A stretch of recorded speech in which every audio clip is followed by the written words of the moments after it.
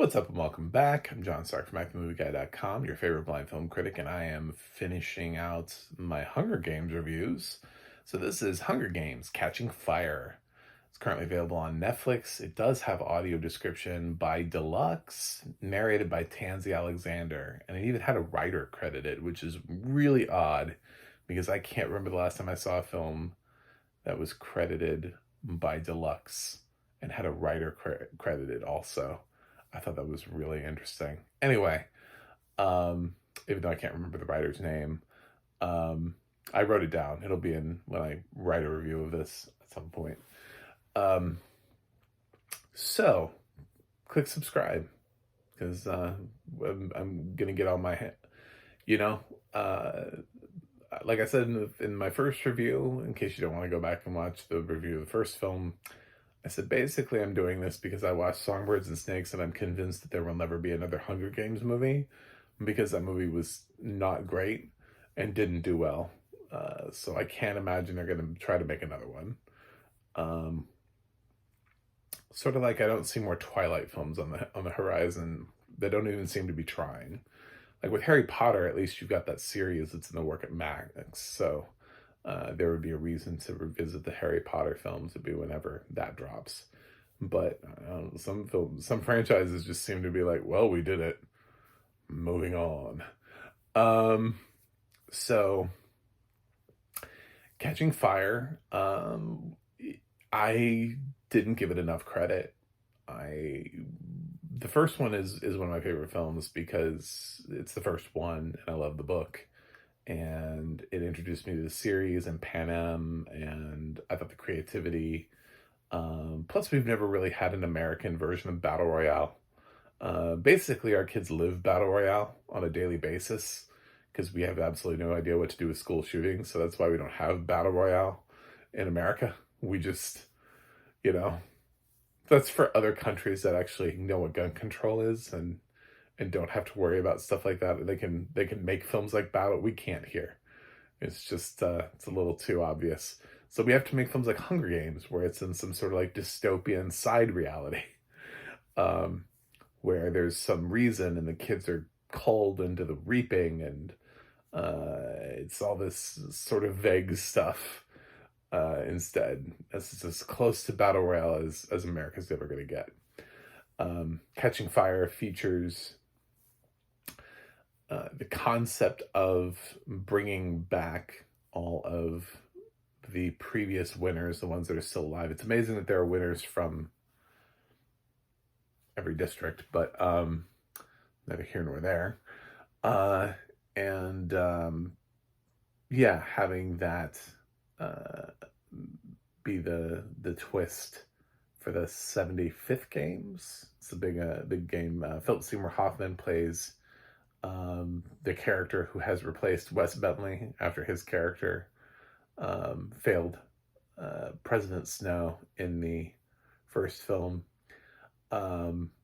And he's here to make a tougher and harder games. And I love Philip Seymour Hoffman. I miss him as an actor. And his scenes with Katniss are really good. And if you know where his character goes, then you know that he plays it. He's played this character really well because he's really good at manipulating the audience, and he does it very, very well here. So the first part of the film is bogged down with this whole thing about Katniss and Pia's like life after the Hunger Games and how they have to convincingly continue to pretend like they're in love and get married. And meanwhile, Katniss really still has feelings for Gale, who also has problems. And then the Peacekeepers are going through all of these districts, and really just excessive force is being used all the time, just all over the place, which is creating even more unrest among the districts. So whatever President Snow's plan is with the Peacekeepers is actually backfiring against him, because the Girl on Fire, who maybe started like some sort of small inspirational revolution, is now having now he's pissing everybody off. So and then they bring back all of these favorites, and so Peeta and Katniss are competing again after Peeta takes Haymitch's spot because it's originally Haymitch that's picked.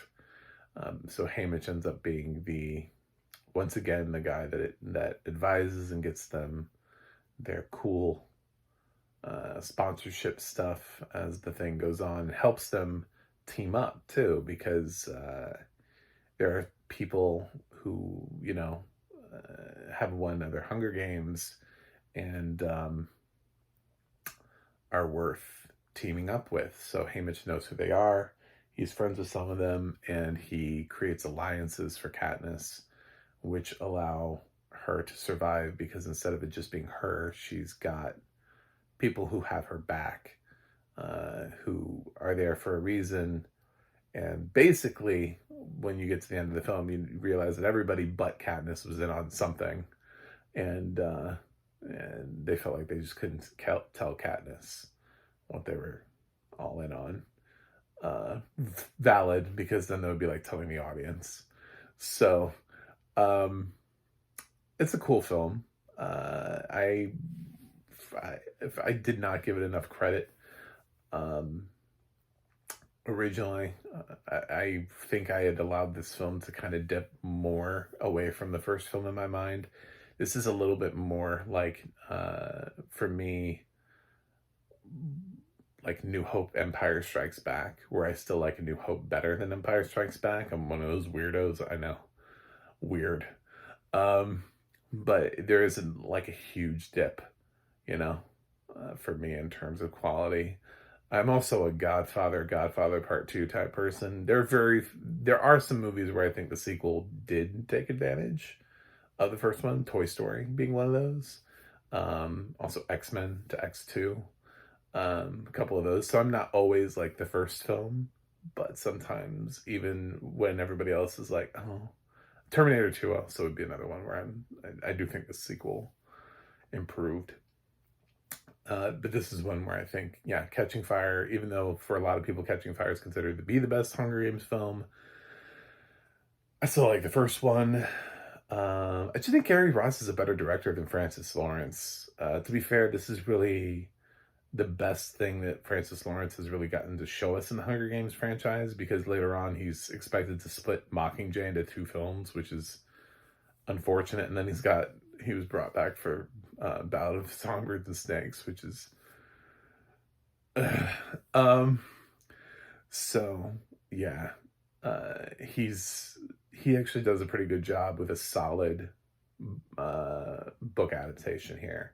I totally forgot about the monkeys, and that brings me to my audio description talk that I want to bring up.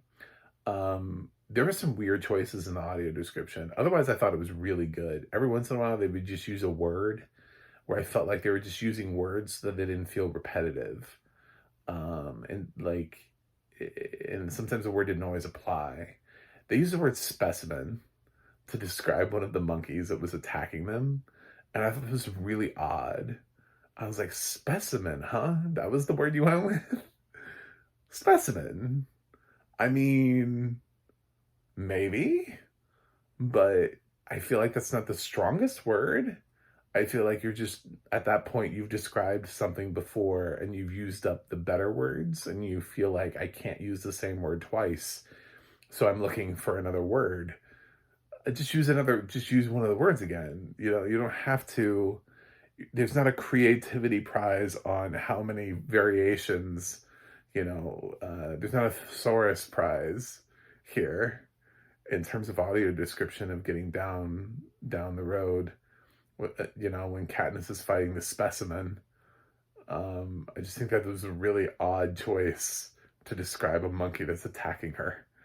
Anyway, that was one of them. There was another one too that was like that too, where I was like, that's an odd word choice. But I actually thought this was really strong audio description. There were times where things were happening and it described the totality of what was happening.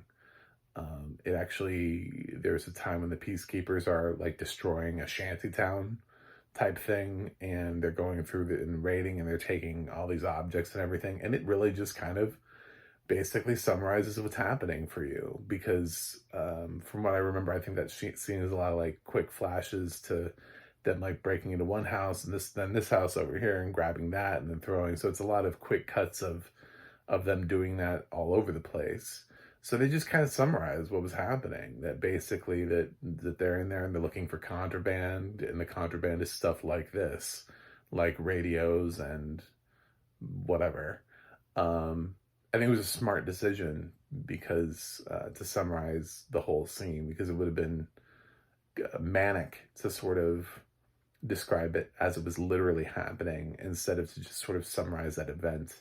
So I think there were smart choices that were made here, but at the same time, don't be afraid to reuse a word instead of to just keep going through like the thesaurus and just keep finding new ways of using a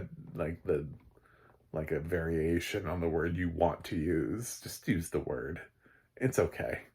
We all like some variation, but at a certain point it gets to be a little bit weird. And the fact that specimen was a choice for monkey made me giggle, which is not the reaction I'm supposed to have. But on the plus side, there's something I'm really, really happy about here, and that's the fact that Catching Fire is balanced correctly.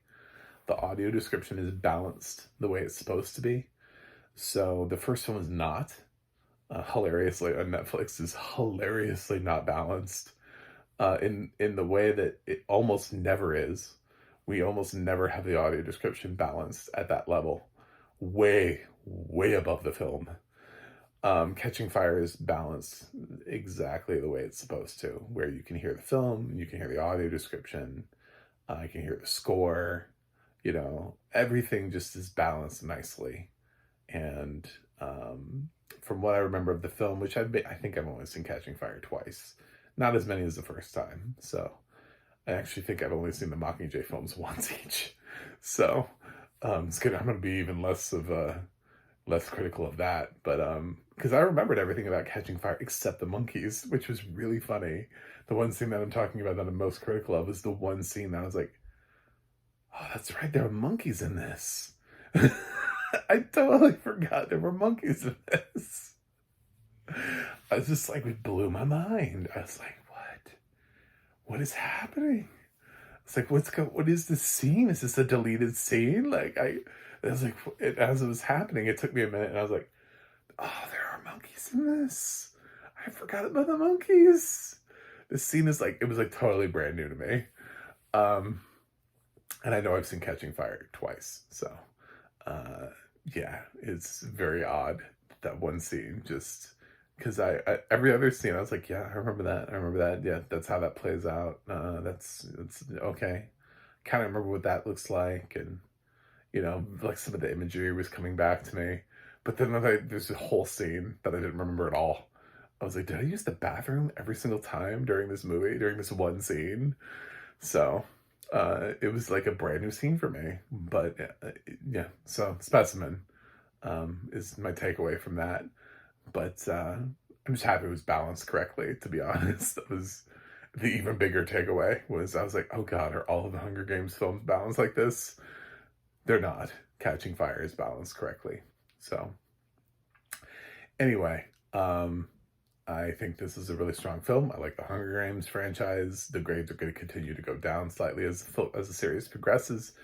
So, but for right now, I think, introducing, there's some characters here, some actors that really sort of got their break.